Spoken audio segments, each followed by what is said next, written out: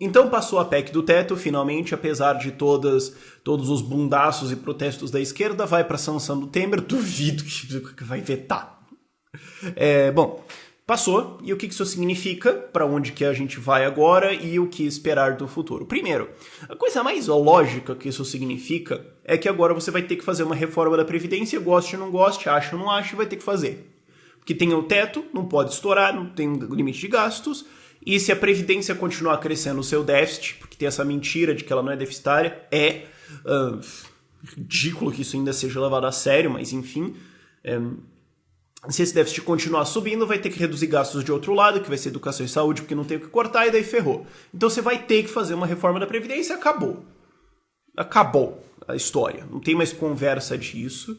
E inclusive se o PT chegar e falar, mas porque até a esquerda besta aí, toda junta, que na verdade é PT e seus ex-PTs e pichulaicos associados, porque é o roubo do trabalho, tá bom, então deixa o INSS explodir aí o governo vai ter que tirar dinheiro da saúde e da educação e vocês estão querendo ferrar o negócio. Pronto. Pronto. Tá resolvido o problema. Então vai ter que passar uma reforma da Previdência, a questão é qual vai ser o tamanho, e o tamanho que está sendo indicado até agora é o mínimo tamanho necessário para manter o status quo. Para então salvar a Previdência como ela está e mudar basicamente nada, certo? Então depois de todo esse esforço político, de um impeachment, de toda a formação de novo governo, de todos os escândalos do Michel Temer, que ainda vão existir muito mais, a gente nem viu o começo ainda, a gente conseguiu voltar para a situação econômica que o Brasil estava em algum ponto em 1995 e 2002. Parabéns! Uma década e meia perdida. Legal. Esse foi o grande achievement político, foi a grande manifestação da vontade democrática do nosso sistema político, do nosso sistema jurídico, do nosso sistema legislativo. Tá? O que a gente conseguiu foi perder mais ou menos 15 anos. Pergunta que eu faço a você. O que você aprendeu com isso? Ok? Porque essa é a pergunta. Eu sempre faço essa pergunta nos meus vídeos de falência dos estados, Rio Grande do Sul, Rio de Janeiro, Minas Gerais, vão haver outros. Pergunta, o que você aprendeu com isso? Porque o que nós ganhamos nesses últimos 15 anos foi mais ou menos nada. Ok? Parabéns! O que você aprendeu? Porque se você não tirou nenhuma lição disso, adivinha só, isso vai acontecer de novo daqui 20 anos, nós vamos estar mais ou menos nesse mesmo ponto. Então, Agora, o que mais que isso significa, e tava já meio que colocado assim, de pequenininho, meio subliminarmente ao longo desse vídeo, mas o status quo está preservado. Isso que foi o que aconteceu no fim dessa história toda. Basicamente nada mudou no establishment, na grande política. Porque o que aconteceu? Bom, a gente tinha um Estado interventor muito grande, que fazia as parcerias, escolhia quem ganhava, quem era grande no Brasil, certo? E daí o regime militar caiu, entrou alguns presidentes antes do Fernando Henrique Cardoso, que de maneira geral fizeram algumas reformas da moeda que todas falharam, o Estado continuou grande e interventor, a economia não funciona, as pessoas não conseguem enriquecer, você tem uma separação entre ricos e pobres determinada principalmente pelo Estado, e daí entrou o Fernando Henrique Cardoso e a economia continua travada, enriqueceu um pouquinho por causa do plano real, mas não tem muito nada a ver com o governo. O Estado continua pesado e continua existindo uma separação muito grande entre os grandes e os pequenos, principalmente defendido pelo Estado, parabéns. E daí a gente entrou, Lula, legal, e daí teve Bolsa Família, basicamente isso.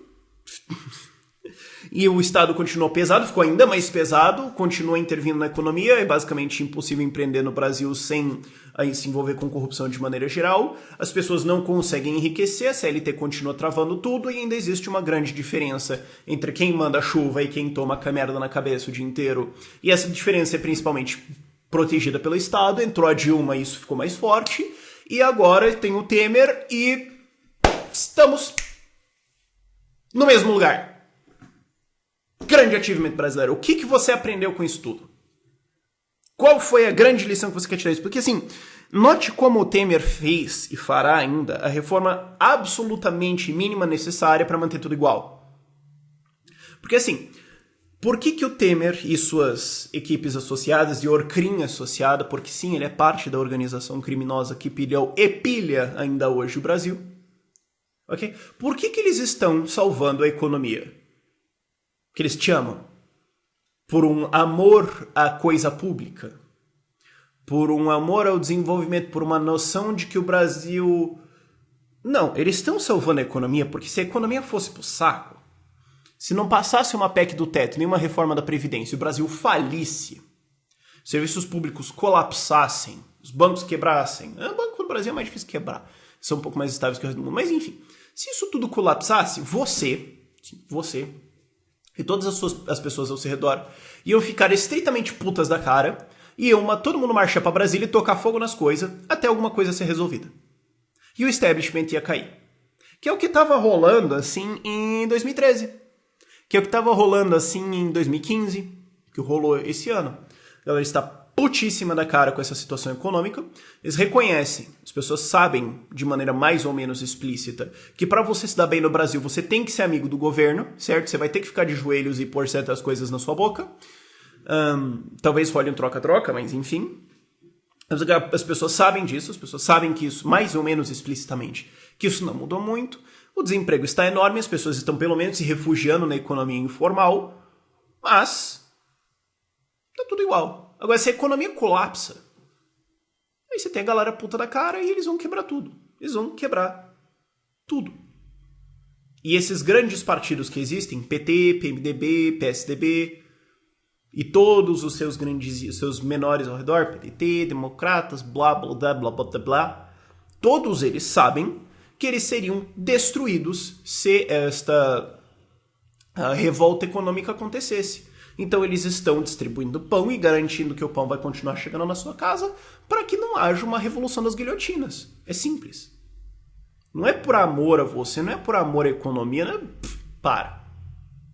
Espero que você não seja inocente a ponto de acreditar nisso, né? Ok? E o que nós conseguimos foi isso. Uma reforma da Previdência mínima necessária, uma PEC do teto, porque teve que acontecer. Tem algum pacote aí econômico de micromedidas que vão sair para ajudar a economia. E elas vão manter o status quo. Vai ser assim, não, vamos reduzir o tempo para abrir uma empresa, vamos simplificar essa burocracia, vamos fazer não sei o quê. Tá. Vamos dar CLT? Não. Então os sindicatos, os tribunais de trabalho vão continuar ganhando todo o dinheirama deles, fica legal. Vamos mexer em cartório? Não. Então todos os cartorários vão continuar ganhando uma puta grana desgraçada. Tô casando. Gente, já gastei uns 600 reais pra casar, meu. Só de papel daquela porcaria de cartório.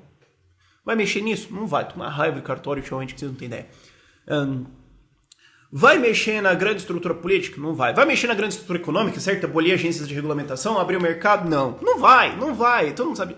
Vai privatizar as grandes empresas brasileiras para então reduzir todos esses feudos, como a Petrobras? Não vai. Vai fazer o mínimo necessário para manter a coisa como sempre. Eu espero que isso fique como uma lição. E é por isso que eu falo que às vezes uma falida é bem educativa. Porque se essa falência brasileira tivesse acontecido, você ia ter sacado. Você e a enorme maior parte da população brasileira ia ter sacado. Peraí. Existe uma gangue criminosa no poder, que se chama governo, e o intuito deles é me roubar pra ficar rico, e eu me ferro e eles não ligam pra isso.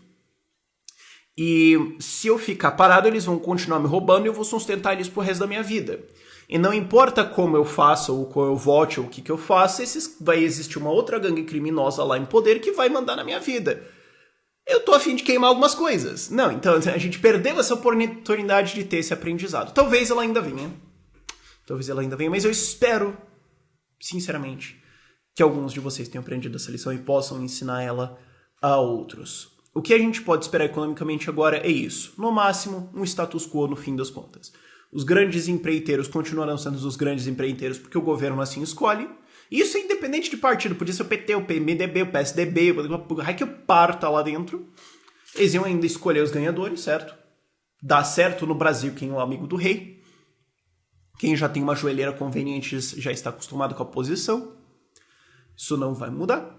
E agora o PMDB, depois de passar isso tudo, vai se preocupar ao longo dos próximos 2 anos em parar a Lava Jato. A Dilma não estava fazendo um bom trabalho, eles tiraram ela para assumir eles mesmos. É daqui que eu faço. Você não está sendo competente, eles estão tentando fazer isso de uma maneira mais disfarçada, mas vão continuar tentando fazer isso até serem presos ou até conseguirem. É isso. Bem-vindo ao Brasil. Nada mudou.